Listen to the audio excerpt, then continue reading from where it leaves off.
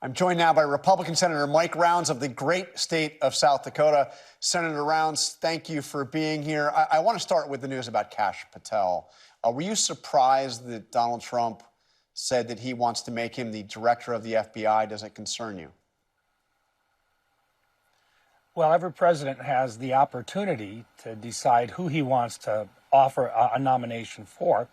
So all of the nominations coming through, the president has the right to do.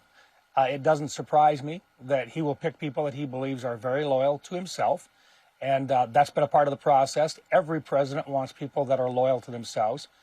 But I'll also share with you that Chris Wray, who the president nominated the first time around, and I think the president picked a very good man to be the director of the FBI when he did that in his first term. When we meet with him behind closed doors, I've had no objections to the way that he's handled himself. And so I don't have any complaints about the way that he's done his job right now. And once again, the president has the right to make nominations, but normally these are for a 10-year term.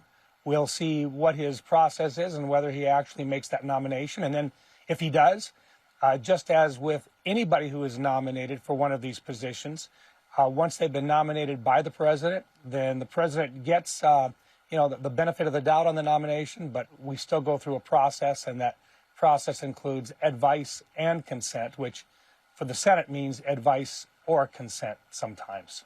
Yeah, Wray was confirmed for a 10-year term, as you pointed out. You just said you have confidence in him. Is it a mistake to fire him? I mean, why is Trump determined to fire the FBI director, let alone one that he nominated in the first place? Look, the one thing that we've learned is we don't speak for the president-elect. We simply respond when we're asked questions about what we're going to do. The message, and one that I feel very strongly about, is that there is a constitutional separation. The Founding Fathers did that for a reason. We accept that the president should have the people that he wants in his cabinet and on his team. Every president wants that. We give them the benefit of the doubt. I did that when Biden came into office. I did that before when President Trump was elected. I looked the same way at it when President Obama made nominations. I will do that again, and I think the vast majority of the members of the Senate will do the same thing. They will give a benefit of the doubt to the president with any one of his nominees, but then we have a constitutional role to play in that we provide advice and consent. And once again, that can be sometimes advice, sometimes it is consent. But that's the process. The process has worked, and I expect the process to continue on. And look, there'll be open hearings. There'll be an opportunity for these individuals, all of his nominees, to come before the members of the Senate. Most of the times we meet with them privately beforehand. And then once that is completed, we'll go before committees. The committees will have an opportunity to question them. The vast majority of those will be in public. Some will be behind closed doors, but the vast majority of them will be in public. We'll get an opportunity, and the American people will have an opportunity to see both the questions that are raised and the answers that these nominees respond with. And then we'll move forward. All right, let me ask you about the other thing. One of the other things Donald Trump did this week, that was the threat to impose steep tariffs on Canada, Mexico, China. Do you think he's going to go through with these threats, or is this a negotiating tactic? The president's a businessman, a successful businessman. And once again, he has not imposed them. He doesn't have the authority yet to impose them, but he is putting them out in front. And now he's got everybody coming in and talking with him, talking about the concerns that he is expressing, because he really does believe that tariffs can be a great tool for making sure that our economy grows and thrives. But one more thing, the one thing that I have noticed time and again is he cares about kids, and what he has seen at the southern border, he's frustrated with. He doesn't like to see people suffering. He's seen what's happened as these migrants have come north. He wants it to stop. He thinks it's wrong. And he thinks that by suggesting these tariffs right now, he's going to get the attention of the leaders in the other countries. I don't think there's anybody out there arguing that we've got to fix our borders.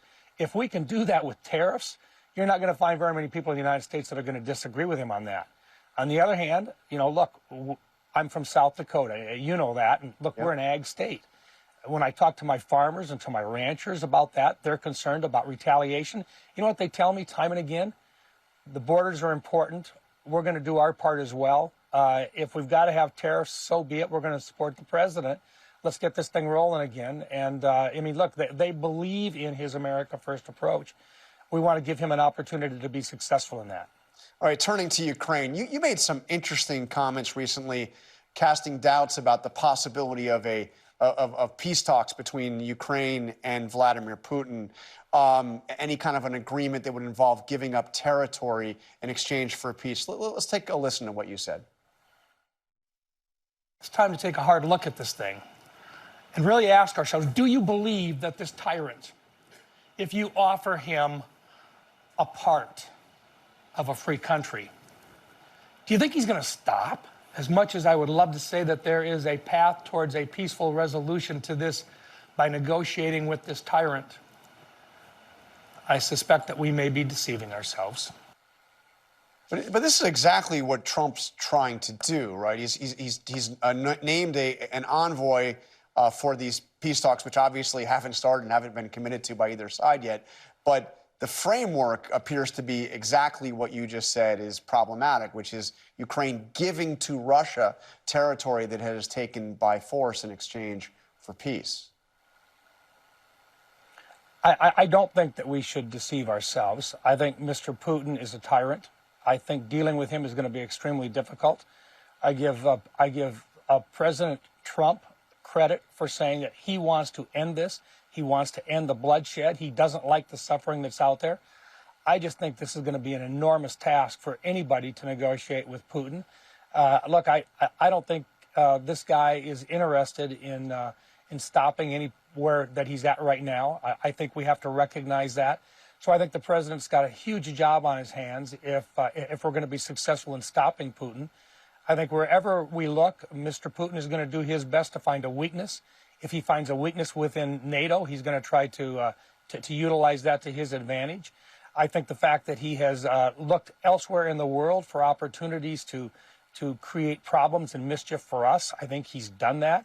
So I think, and once again, not taking anything away from a president who wants to find peace, I just point out just how big of a project it's going to be for any president to be successful in negotiating with this tyrant. And I wish him the best. I hope it is successful. But if you compare that, the fact that the president wants to end this with what's happened on the Biden administration, I think the fact that the Biden administration has shown some real weaknesses throughout the world world's on fire, and people just simply haven't respected our leadership role.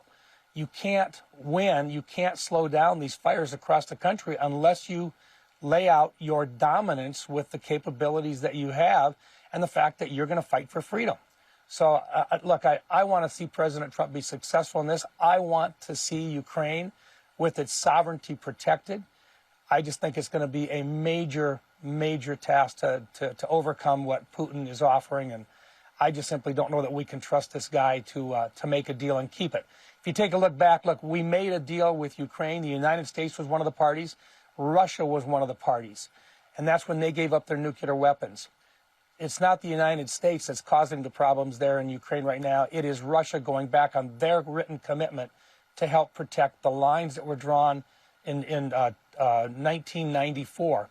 So once again, it is Putin going back on his country's word of honor. I don't think you can trust a guy that doesn't honor their word of honor. All right. Well, you're perfectly clear about that. Senator Rounds, thank you very much for joining us.